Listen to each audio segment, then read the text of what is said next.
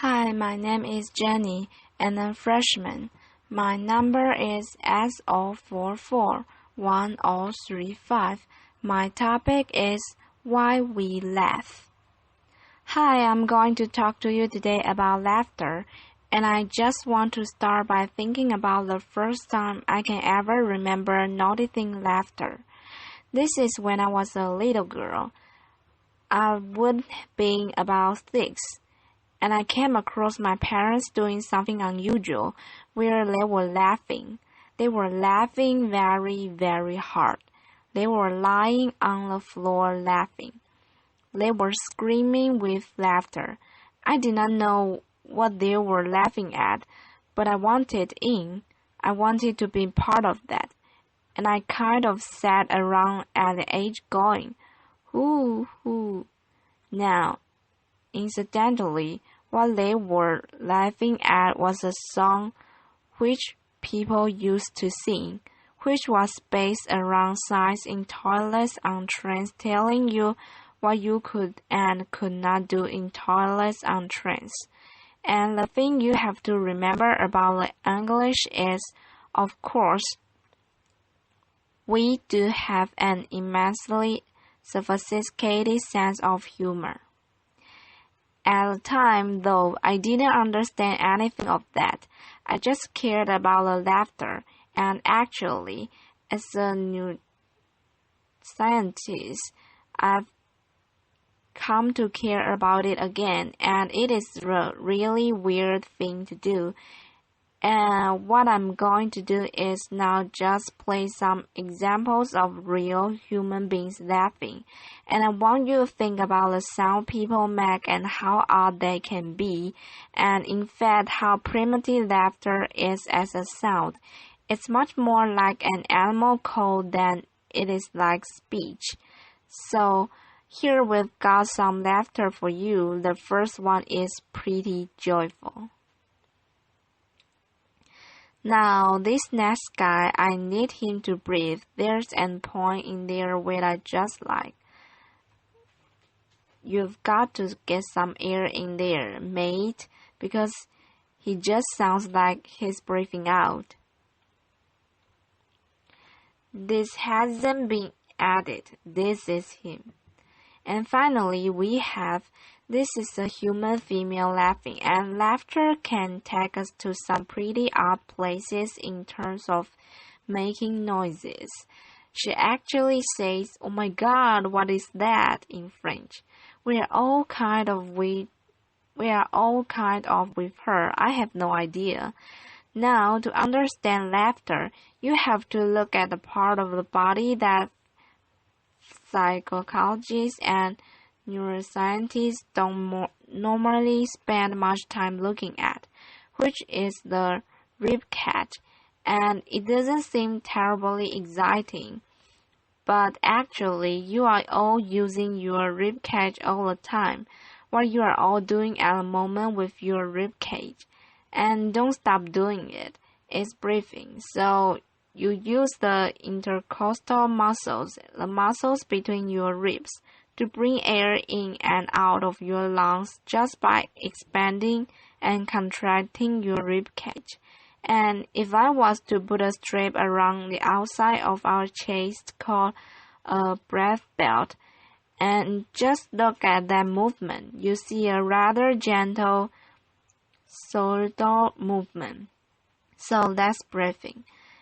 You are all doing it. Don't stop. As soon as you start talking, you start using your breathing completely differently. So what I'm doing now is you see something much more like this. In talking, you use very fine movements of the rib cage to squeeze the air out. And in fact, you are the only animals that can do this. It's why we talk. It's why we can talk at all. Now, both talking and breathing has a mortal enemy, and that enemy is laughter. Because what happens when you laugh is those same muscles start to contract very regularly, and you get this very marked sort of zigzagging, and that's just squeezing the air out of you. It literally is that basic a way of making a sound. You could be stamping on somebody. It's having the same effect. You're just squeezing air out as each of those contractions, gives you a sound, and as the contractions run together, you can get these spasms, and that's when you start getting this. Things happen. I'm brilliant at this. Now, in terms of science of laughter, there isn't very much, but it does turn out that pretty much everywhere we think now about laughter is wrong. So it's not all unusual. For example, to hear people to say humans are the only animals that laugh. She thought that humans are the only animals that laugh. In fact, you find laughter throughout the mammals. It's been well described and well observed in primates. But you also see it in rats, and wherever you find it, humans, primates, rats, you find it associated with things like tickling. That's the same for humans. You find it associated with play, and all mammals play, and wherever you find it's associated with interactions. So Robert Provin, who has done a lot of work on this, has pointed out that you are 30 times more likely to laugh if you are with somebody else than if you are on your own.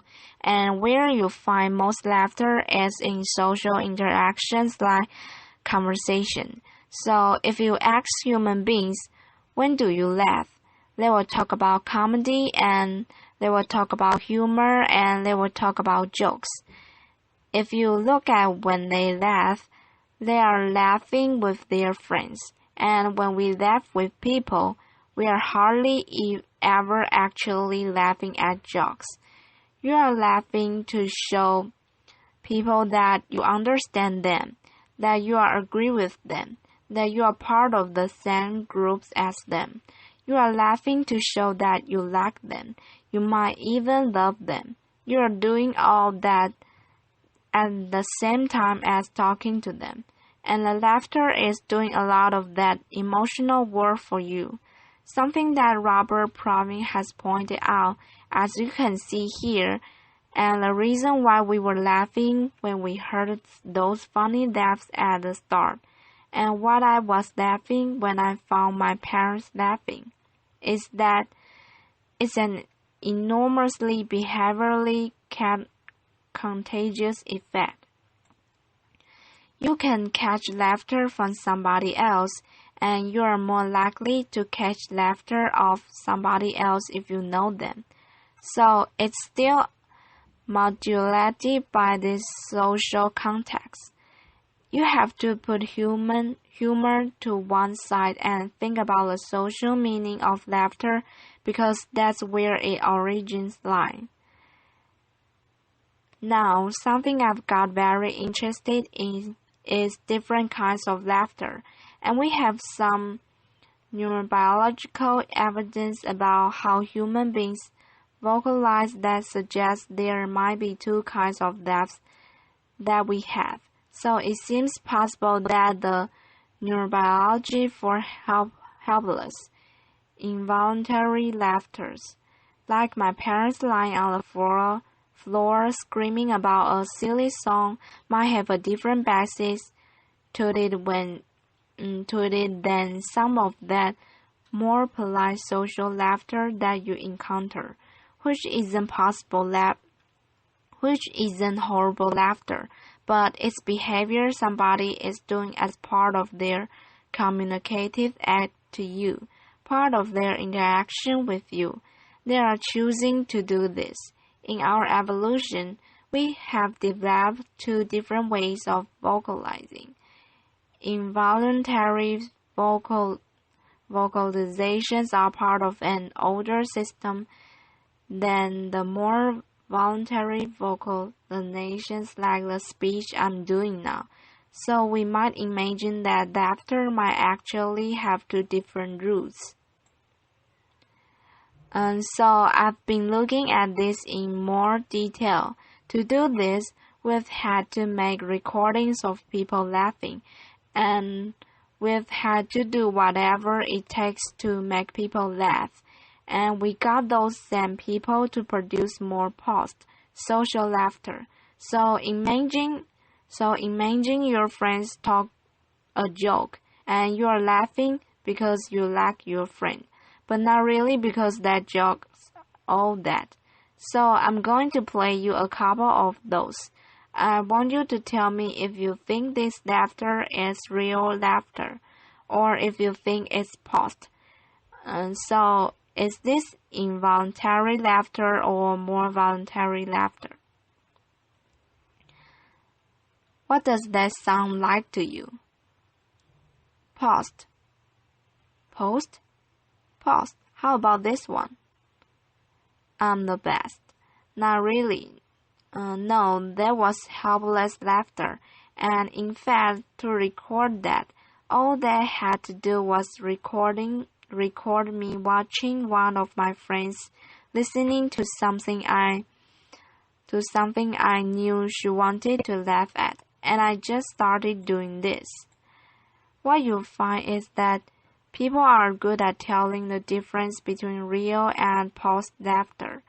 They seem to be different things to us. Interestingly, you see something quite similar with chimpanzees. Chimpanzees laugh differently if they are being tickled than if they are playing with each other. And we might be seeing something like that here. Involuntary laughter, tickling laughter, being different from social laughter. They are acoustically very different. The real laughs are longer. They are higher in pitch. When you start laughing hard, you start squeezing air out from your lungs under much higher pressures than you could ever produce voluntarily. For example, I could never pitch my voice that high to sing. Also, you start to get this sort of contractions and weird whistling sounds, all of which mean that real laughter is extremely easy or feels extremely easy to spot. In contrast, paused laughter, we might think it sounds a bit fake. Actually, it's not.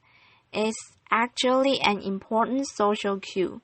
We use it a lot. We are choosing to laugh in a lot of situations, and it seems to be its own thing. So, for example, you find nasality in post laughter, the kind of ha ha ha ha sound that you never get, and you could not do if you were laughing involuntarily. So they do seem to be generally these two different sorts of things. We took it into the scanner to see how brains respond when you hear laughter. And when you do this is a really boring experiment. We just played people real and post laughs. We didn't tell them it was a study on laughter. We put other sounds in there to distract them. And all they are doing is lying listening to sounds. We don't tell them to do anything. Nonetheless, when you hear real laughter and when you hear paused laughter, the brains are responding completely differently, significantly differently. What you see in the regions in blue, which lies in auditory cortex, are the brain areas that respond more to the real laughs. And what seems to be the case when you hear somebody laughing involuntarily, you hear sounds you would never hear in another context. It's very ambiguous, and it seems to be associated with greater auditory processing of these novel sounds. In contrast, when you hear somebody laughing in a paused way, what you see are these regions in pink, which are occupying brain areas associated with mentalizing, thinking about what somebody else is thinking. And I think what that means is, even if you are having your brain scanned, which is completely boring and not very interesting, when you hear somebody going, ah ha ha ha ha, you're trying to walk out while they're laughing. Laughter is always meaningful. You are always trying to understand it in context, even if, as far as you are concerned, at that point in time, it has not necessarily anything to do with you. You still want to know why those people are laughing. Now, we have had the opportunity to look at how people hear real and post laughter across the age range. So this is an online experiment when we ran with the Royal Society. And here we just asked people two questions. First of all, they heard some laughs, and they had to say how real or posed do these laughs sound. The real laughs are shown in red and posed laughs are shown in blue. What you see is there is a rapid onset. As you get older, you get better and better at spotting real laughter. So 6-year-olds are at chance. You can't really hear the differences. By the time you are older, you get better. But interestingly, you do not hit peak performance in this data set until you are in your late 30s and early 40s. You don't understand laughter fully by the time you hit puberty. You don't understand laughter fully by the time your brain has matured at the end of your teens. You are learning about laughter throughout your entire early adult life. If we turn the question around and now say not, what does the laughter sound like in terms of being real or posed? But we say, how much does this laughter make you want to laugh? How contagious is this laughter to you? We see a different profile. And here, the younger you are, the more you want to join in when you hear laughter. Remember we laughing with my parents when I had no idea what was going on. You really can see this. Now everybody, young and old, finds the real laughs more contagious than the post laughs. But as you get older, it all becomes less contagious to you.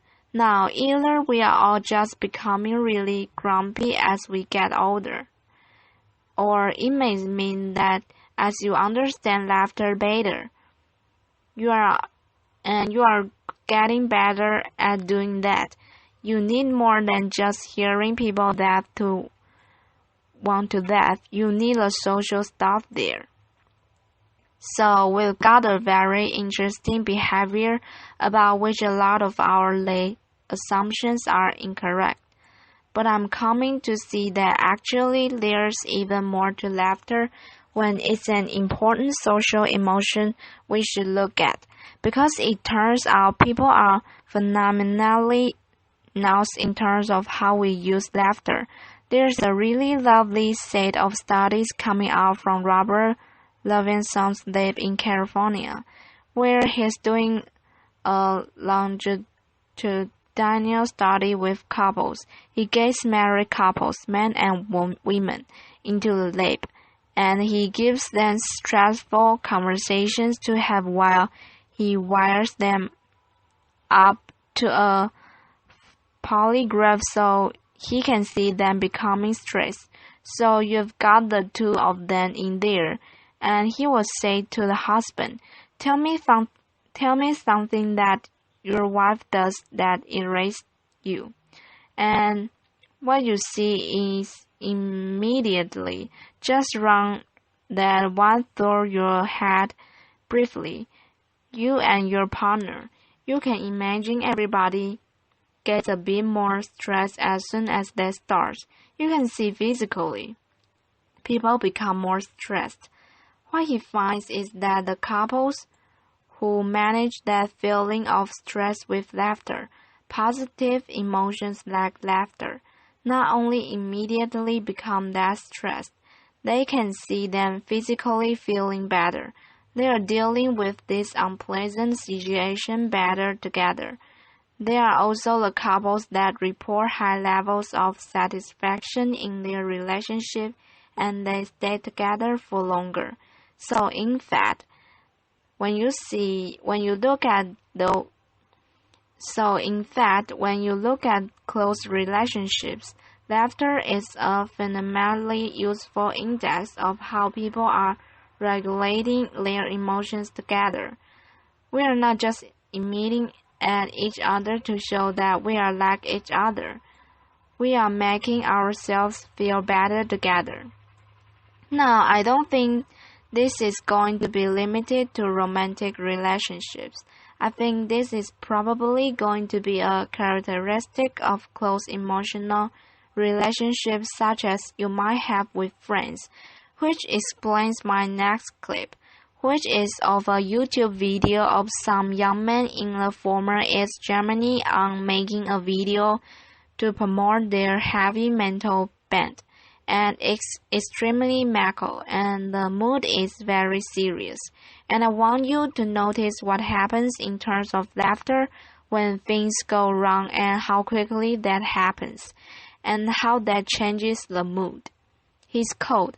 He is about to get wet. He's got swimming trunks on. Got a towel. Ice. What might possibly happen? Video starts. Serious mood. And his friends are already laughing. They're already laughing hard. He's not laughing yet. He's starting to go now, and now they're all off. They're on the floor. The thing I really like about that isn't all very serious until he jumps onto the ice.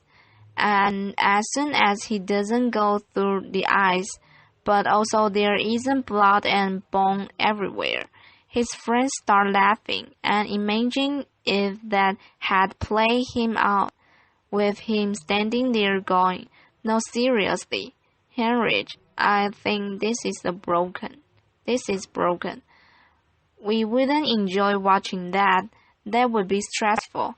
Or if he was running around with a visibly broken leg laughing, and his friends are going, "Heinrich, I think we need to go to a hospital now." That also wouldn't be funny. The fact that the laughter works, it gets him from a painful, embarrassing, difficult situation into a funny situation, into what we are actually enjoying there. And I think that's a really interesting use, and it's actually happening all the time. For example, I can remember something like this happening at my father's funeral. We weren't jumping around on the ice in our underpants. We are not Canadian. These events are always difficult. I had a relative who was being a bit difficult. My mom was not in a good place.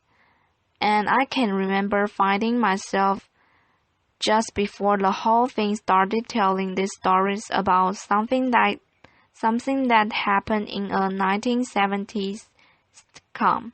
And I just thought at the time, I don't know what I'm doing this. And what I realized I was doing, I was coming up with something from now somewhere I could use to make her laugh together with me. It was a very basic reaction to find some reasons we can do this. We can laugh together. We're going to get through this. We're going to be okay. And in fact, all of us are doing this all the time. You do this so often, you don't even notice it. Everybody underestimates how often they laugh, and you are doing something. When you laugh with people, that's actually letting you access a really ancient evolutionary system that mammals have evolved to make and maintain social bonds. And clearly to regulate emotions, to make ourselves feel better.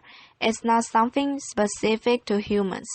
It's a really ancient behavior which really helps us regulate how we feel and make us feel better.